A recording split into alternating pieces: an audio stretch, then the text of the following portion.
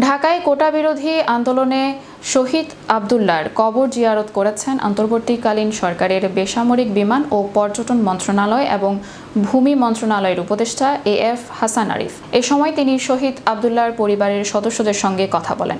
সোমবার সকাল 11:30টায় শার্শা উপজেলার বেনাপোল বন্দর নগরী বড় আচরা গ্রামে আবদুল্লাহর বাড়িতে পৌঁছান উপদেষ্টা এএফ হাসান আরিফ।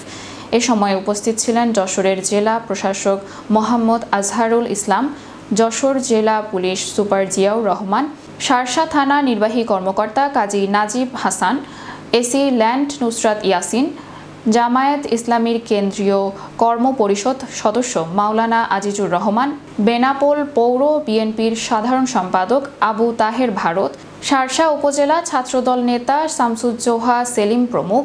এ সময় অন্তর্বর্তীকালীন সরকারের বেসামরিক বিমান ও পর্যটন মন্ত্রণালয় এবং ভূমি মন্ত্রণালয়ের উপদেষ্টা এএফ হাসান আরিফ বলেন, আবদুল্লাহর আত্মত্যাগের মধ্য দিয়ে শিক্ষার্থীদের আন্দোলন বেগবান হয়েছে। তার পরিবারের জন্য যা প্রয়োজন সরকার তা করবে। উপদেষ্টা সেখানে পৌঁছানোর পর আবদুল্লাহর মা মাবিয়া খাতুন, বাবা আব্দুল জব্বার কান্নায় ভেঙে পড়েন। তারা সন্তান হত্যার বিচার চান। মাবিয়া খাতুন বলেন, আমার ছেলেকে পাখির মতো গুলি করে হত্যা করেছে পুলিশ। যারা গুলি করেছে ও নির্দেশ দিয়েছে দ্রুত তাদের বিচার করতে হবে, তবেই আমার ছেলের আত্মা শান্তি পাবে।